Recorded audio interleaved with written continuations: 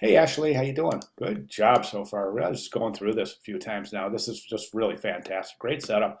Information is outstanding. Let me jump over here. Here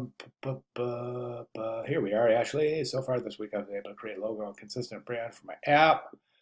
Redesign my process book to reflect it. Excellent. I refine my wireframes in digital format and work some storyboards based off the user testing. That's great. Good job. So you're using your user testing data to refine the wireframes. Outstanding.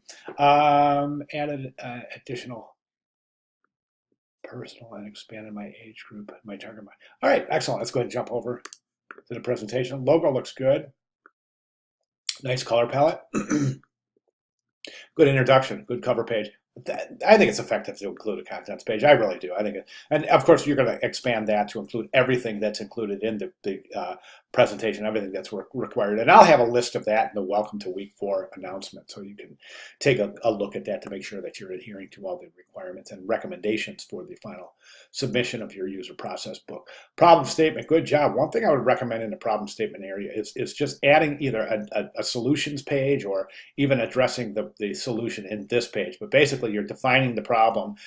It would be logical to just from here talk about how your app will address the problem in the problem statement. And again, brief, just an introductory kind of a few statements of tying your app into the problem statement. Then jumping to research is a logical step from there. Research, good job. I love your research section. I think it's really thorough. But one thing I do recommend is this: is in the very first page, you jump to what's called TORC survey results, but you don't describe what TORC is. So that's definitely something that's missing. A little information there, creating a question to the viewer. So you definitely want to address that. Just define the TORC survey and its relevance to your research. Then you have more research, facts, and recommendations. You got this beautiful pie chart. Nice work. Really, really good work in your research section. Target audience, good job. I just want to mention that the second half of your target audience, this isn't target audience information right here. This is scenario information. So target audience is just, it's kind of isolated to general statements about the big, the kind of bird's eye view of the user group that you're targeting. So it consists quite often consists of demographics. So my target audience has, professional people, college educated, living in urban areas or suburbs.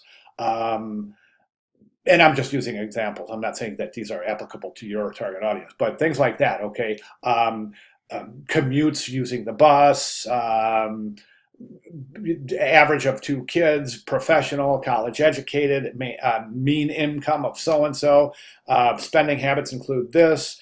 Technological savvy includes this. Okay, but these things like taking an hour lunch with a coworker, that's scenario attributes. That wouldn't necessarily be. You're not targeting people who take lunch with their coworkers. Just see what I'm saying? So you want to make some clarifications there. This is good too. Key attributes. So a little bit more detail in the target audience area, and I think you'll be fine there. 3 main app functions. Good job. Nice, nice, nice. Competition. One thing I recommend in a competition page, and I'm recommending this to everybody, I think it just really would make sense to break down the competition into more definitive criteria. So in other words, instead of saying, okay, this is Healthy Break, this is my competition, and this is my thoughts. So let's break that down to further. So we're going to include pros and cons in 3 different criteria: the functionality and features of the app, the visual design of the app, and the usability of the app. Okay, because really, when it comes down to it, you can have an app that has wonderful functions and features, but has horrible visual design. So you want to expose that, and it doesn't necessarily make the app bad. It just, you've discovered something in the app that could be better. So again, try to isolate your criteria for the different competition examples to pros and cons in the functionality and features of the app, the visual design of the app, and the usability of the app. I think your personas are nicely done, very nicely done. Goals, frustrations, and motivations. Good job. Nice, nice. And then each of your personas is completely different in terms of personal characteristics within that demographic target audience. So excellent job there. Scenario. Very detailed, gorgeous scenario storyboard. One thing I would recommend is maybe just give this a little bit of a caption just to recap what's going on here. Also, I recommend a second scenario. I really do. I think two scenarios is definitely going to add a lot of potential to the viewer's understanding of how the different characteristics based on the personas is applicable to your app itself and how these different users will interact with the app. So I think a second scenario storyboard is a good idea. Wireframe sketches look great. Paper prototyping looks great. Nice work. Digital wireframes. Thanks so much for including these. These are gorgeous. Really detailed stuff. And then you have your storyboard. Now, I don't know if I would call this a storyboard or if I would call this testing criteria.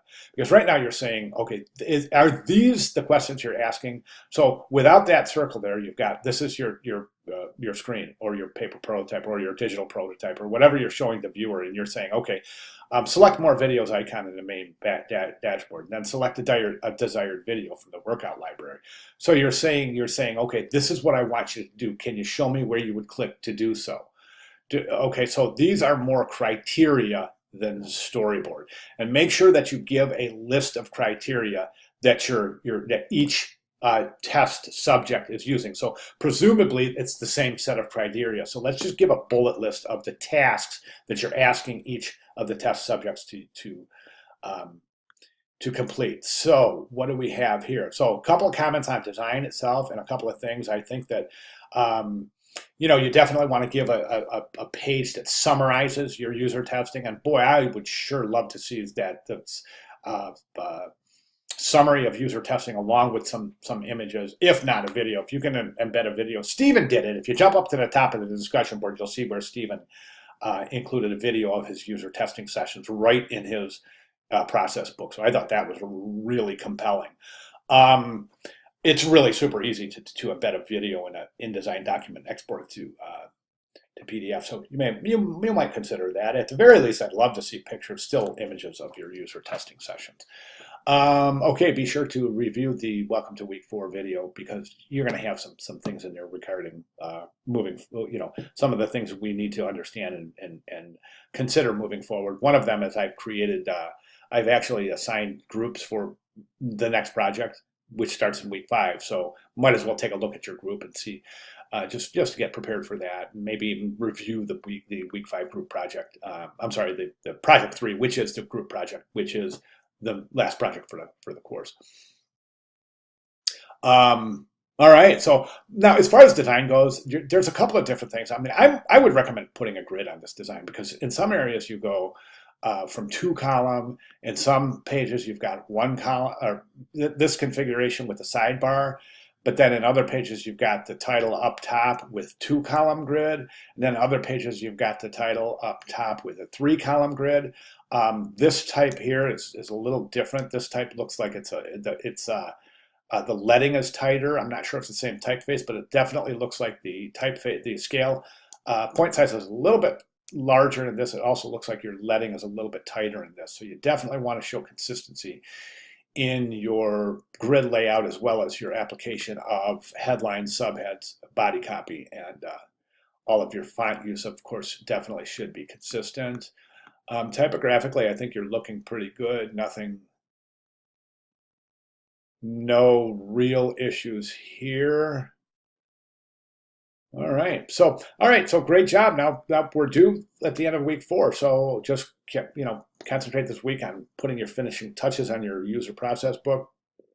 Also, in that week 5, a welcome to week 4 video announcement, there is a list of requirements for the process book. So be sure to take a look at that just to ensure that you're including everything that's required and recommended. Okay, all right, fantastic job. Thanks so much for sharing. If you have any questions at all, please let me know. Thank you very much, Ashley.